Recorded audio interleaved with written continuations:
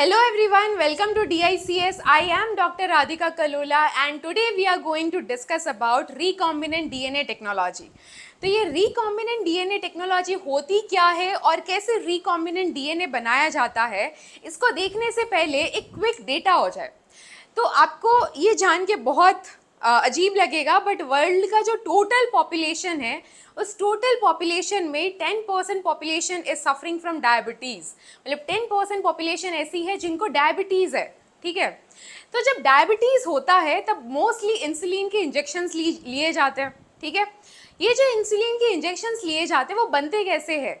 उनमें से एक तरीका है रिकॉम्बिनेंट डीएनए टेक्नोलॉजी, जिसकी हेल्प से इंसुलिन बनाया जा सकता है।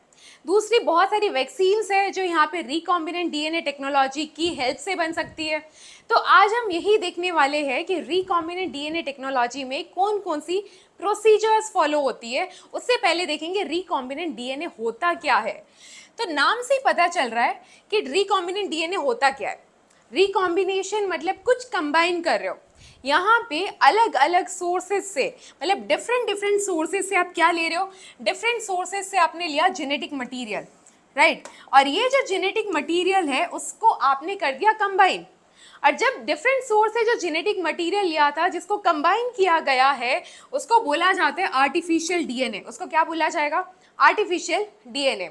और ये जो आर्टिफिशियल डीएनए है ये बनता यही है आपका रिकॉम्बिनेंट डीएनए, इसी को ही बोला जाता है रिकॉम्बिनेंट डीएनए।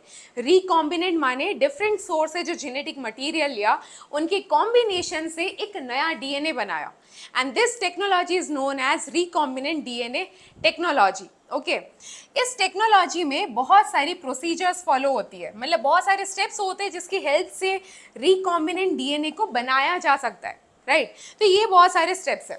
इन स्टेप्स को समझने से पहले हम कुछ एंजाइम्स के बारे में जान लेते हैं। तो यहाँ पे जो फर्स्ट एंजाइम है, first enzyme is your nucleus enzyme. First enzyme is your nucleus enzyme. ये जो न्यूक्लियस एंजाइम है, ये न्यूक्लियस एंजाइम करता क्या है? ये न्यूक्लियस एंजाइम आपके डीएनए में कट लगाने का काम करता है। ठीक है, अगर दो डीएनए को कंबाइन कर रहे हो तो उसको काटना भी तो पड़ेगा, उसको कट भी तो लगाना पड़ेगा। तो वो कट लगाने का काम कौन कर रहा है? वो कट लगाने का काम कर रहा है न्यूक्लियस एंजाइम। उसके बाद आता है आपका लाइगेज एंजाइम। उसके बाद क्या आता है? Ligase enzyme. और ये जो लाइगेज एंजाइम है वो दो डीएनए को ज्वाइन करने का काम करता है। क्या कर रहा है? दो डीएनए को ज्वाइन करने का काम करता है। क्लियर है? तो ये हो गया आपके दो एंजाइम्स के बारे में। अभी हम देखते हैं होस्ट क्या होता है और वेक्टर क्या होता है। ठीक है, होस्ट होता है एक ऐसा ऑर्गेनिज्म जिसके अंदर आप अपना डिजायरेबल जेनेटिक मटेरियल को डाला जा रहा है। ठीक है, जो भी डिजायरेबल जेनेटिक मटेरियल है जो हम यूज करने वाले हैं वो हम होस्ट की बॉडी में डालेंगे। ठीक है, उसे बोलेंगे होस्ट। तो वेक्टर क्या होता है? वेक्टर मैंने बताया था ना अभी कि दो डीएनए को मिक्स कर रहे हैं। एक तो हमारा हो गया डिजायरेबल डीएनए, ठीक है, जिसको हमें डालना है, जिसके अंदर उसको डाला जा रहा है, that is your vector DNA. अभी धीरे से आपको सब पता चल जाएगा वेक्टर और होस्ट होता क्या है।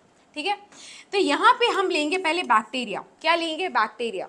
मोस्टली यहाँ पे बैक्टीरिया एंड वायरसेस का ही यूज़ किया जाता है रिकॉम्बिनेंट डीएनए टेक्नोलॉजी में, बिकॉज ये जो बैक्टीरिया और वायरस है उनका growth rate is very high. इनका ग्रोथ रेट हाई क्यों होता है? बिकॉज दे आर कैसे ऑर्गेनिजम्स है? Very simple organisms, unicellular organisms. Even आपका जो बैक्टीरिया है, बैक्टीरिया तो आपका प्रोकैरियोट है, प्रोकैरियोट जिसके अंदर न्यूक्लियर मेम्ब्रेन होता ही नहीं है, मतलब simplest organism on this earth, right. तो यहाँ पे हमने क्या ले लिया? हमने यहाँ पे ले लिया बैक्टीरिया। और ये जो बैक्टीरिया है, बैक्टीरिया के अंदर होता है एक सर्कुलर डीएनए। क्या होता है बैक्टीरिया के अंदर? एक सर्कुलर डीएनए होता है। ठीक है, उसे प्लाज्मिड बोला जाता है। उस सर्कुलर डीएनए को क्या बोलते हैं? उस सर्कुलर डीएनए को बोला जाता है प्लाज्मिड। क्या बोलेंगे? Plasmid, right. इस प्लाज्मिड को हमने इस बैक्टीरिया में से बाहर निकाल लिया। सबसे पहले हमने क्या किया? प्लाज्मिड को इस बैक्टीरिया से बाहर निकाल लिया। डन। अभी प्लाज्मिड को बाहर निकाल लिया, बट साथ में हमने एक और चीज हमने बाहर निकाली। क्या निकाली? हमारा डिजायर्ड जीन। फॉर एग्जाम्पल ये जो जीन है, जीन, ये जीन होता क्या है? पहले तो जीन होता है आपका, ये सपोज डीएनए है। DNA is a long chain, double helical long chain है। और इस डीएनए के अंदर बॉडी के हर एक कैरेक्टरिस्टिक स्टोर है, मतलब बॉडी के हर एक इंफॉर्मेशन यहाँ पे स्टोर है। तो ये बहुत बड़ा चेन है यहाँ पे, ठीक है, बहुत बड़ा हेलिकल स्ट्रक्चर है। जो एक पार्ट होता है, डीएनए का एक पार्ट होता है, उसी को जीन बोला जाता है। डीएनए का एक फंक्शनल सेगमेंट होता है, that functional segment is known as gene, and this gene is responsible for protein synthesis. ये किसके लिए रिस्पॉन्सिबल है? प्रोटीन, पर्टिकुलर प्रोटीन सिंथेसिस के लिए रिस्पॉन्सिबल है। डन। तो यहाँ पे डीएनए क्या हो गया? एक लॉन्ग हेलिकल स्ट्रक्चर जिसमें बॉडी की आपकी हर एक इंफॉर्मेशन स्टोर है, और उसी डीएनए का एक छोटा सा सेगमेंट जो कि एक फंक्शनल सेगमेंट है, उसको बोला जाता है जीन, जो आपके एक कैरेक्टर के लिए रिस्पॉन्सिबल है। फॉर एग्जाम्पल, अगर ये जीन आपके इंसुलिन के लिए रिस्पॉन्सिबल है, मतलब आपकी बॉडी में जो इंसुलिन बनता है वो एक कोई कमांड भी तो देता होगा ना वो बनाने के लिए, तो वो कमांड कहाँ से मिल रहा है? इस जीन से मिल रहा है, आपको इंसुलिन बनाने वाले जीन से मिल रहा है। तो ये जीन क्या बना रहा है? एक पर्टिकुलर प्रोटीन बना रहा है। कौन सा प्रोटीन? इंसुलिन बना रहा है। क्लियर है? चलो नेक्स्ट हमने क्या निकाल लिया? हमारा डिजायरेबल जीन। क्लियर है? यहाँ तक हमने दो चीज़ें ले ली, एक तो हमने ले लिया प्लाज्मिड बैक्टीरिया से, और दूसरा चीज़ हमने ले लिया डिजायरेबल जीन, मतलब हमें जिस जीन की कॉपीज बनानी है उसको हमने ले लिया। डन। अभी हम क्या करेंगे? इस प्लाज्मिड में हम कट लगाएंगे। अगर हमें इसको इस प्लाज्मिड में डालना है, डिजायरेबल जीन को प्लाज्मिड में डालना है, तो इस प्लाज्मिड में पहले कट भी तो लगाना पड़ेगा। तो कट लगाने के लिए मैंने कौन सा एंजाइम बताया था? Nuclease enzyme, right. तो न्यूक्लियेज एंजाइम ने क्या किया? इस प्लाज्मिड को कट कर दिया, राइट। कट करने के बाद क्या करोगे? आपका डिजायरेबल जीन को यहाँ पे फिट कर दोगे। डिजायरेबल जीन यहाँ पे फिट हो जाता है। जैसे डिजायरेबल जीन यहाँ पे फिट होगा, उसको ज्वाइन करने के लिए भी एक एंजाइम चाहिए होगा। तो ज्वाइन करने के लिए कौन सा एंजाइम है? ज्वाइन करने के लिए एंजाइम था आपका लाइगेज एंजाइम, और कट लगाने के लिए कौन सा था? न्यूक्लियेज एंजाइम, और ज्वाइन करने के लिए है ligase enzyme. Is that clear? Fine. Next यहाँ पे ज्वाइन हो गया, मतलब आपका डिजायरेबल जीन इस प्लाज्मिड के साथ ज्वाइन हो गया, और यहाँ पे एक नया डीएनए बन गया, and this DNA is known as recombinant DNA. इसको क्या बोला जाएगा? रिकॉम्बिनेंट डीएनए, क्योंकि इसके अंदर दो टाइप के जेनेटिक मटीरियल है, एक तो बैक्टीरिया का है और एक आपका डिजायर सेगमेंट है। डन। फाइन। तो यहाँ पे वेक्टर क्या हुआ? वेक्टर हो गया आपका प्लाज्मिड, जो आपका डिजायरेबल जीन कैरी कर रहा है, उसको क्या बोलोगे? उसको वेक्टर बोलोगे। प्लाज्मिड को क्या बोलेंगे? यहाँ पे वेक्टर बोला जाएगा। डन।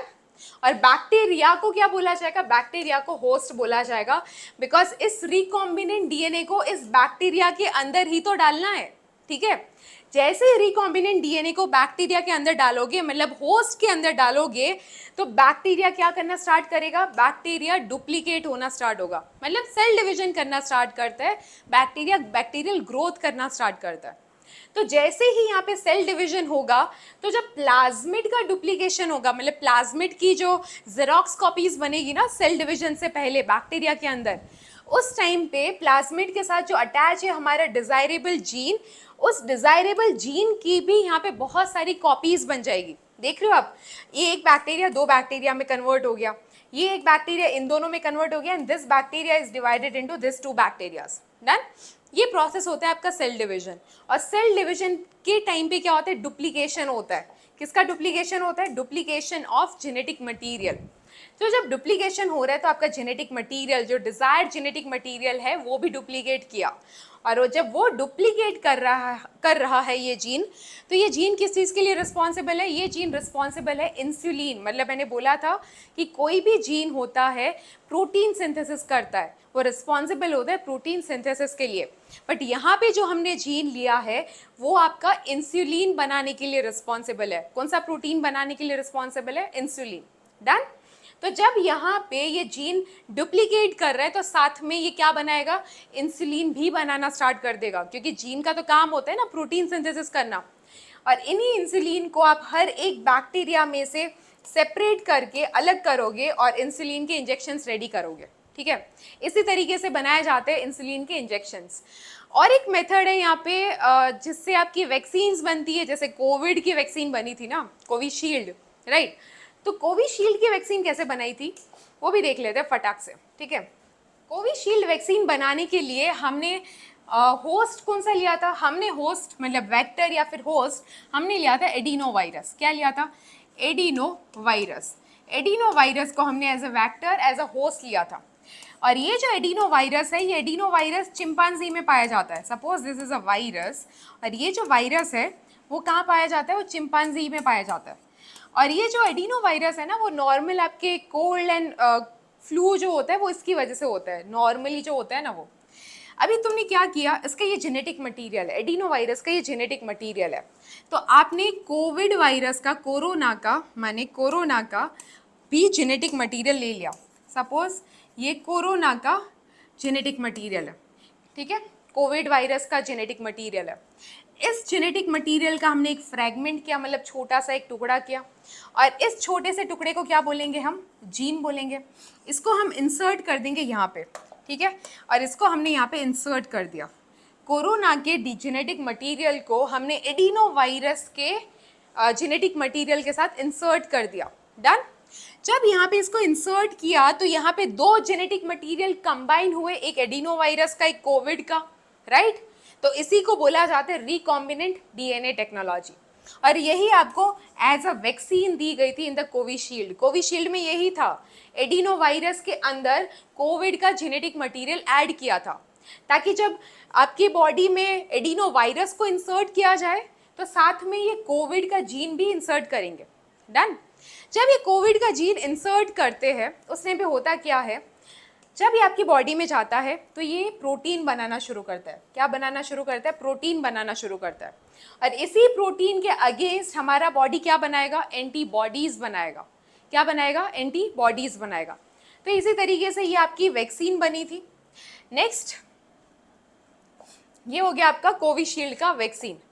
तो नेक्स्ट हम क्या देख रहे थे, रिकॉम्बिनेंट डीएनए टेक्नोलॉजी से हमने इंसुलिन बना दिया, रिकॉम्बिनेंट डीएनए टेक्नोलॉजी से हमने वैक्सीन कैसे बनती है ये भी देख लिया।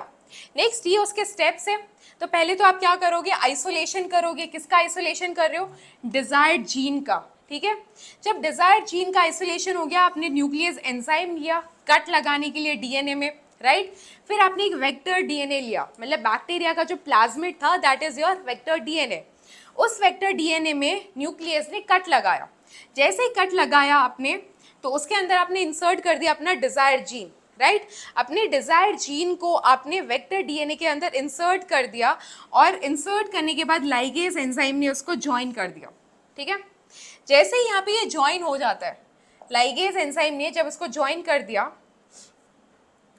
लाइगेज एंजाइम ने जैसे उसको ज्वाइन कर दिया, फिर आप क्या करोगे, फिर उसको इंसर्ट किया जाएगा, फिर वो रिकॉम्बिनेंट डीएनए बन गया। पहले तो रिकॉम्बिनेंट डीएनए को आप कहाँ डालोगे, रिकॉम्बिनेंट डीएनए को बैक्टीरिया के अंदर डालेंगे। और जब ये bacteria, that is a host, bacteria जब रेप्लिकेट करेगा, बैक्टीरिया जब ग्रोथ करेगा, उस टाइम पे साथ साथ में आपका रिकॉम्बिनेंट डीएनए भी ग्रो करेगा, और रिकॉम्बिनेंट जो डिजायर्ड जीन था वो प्रोटीन भी बनाएगा।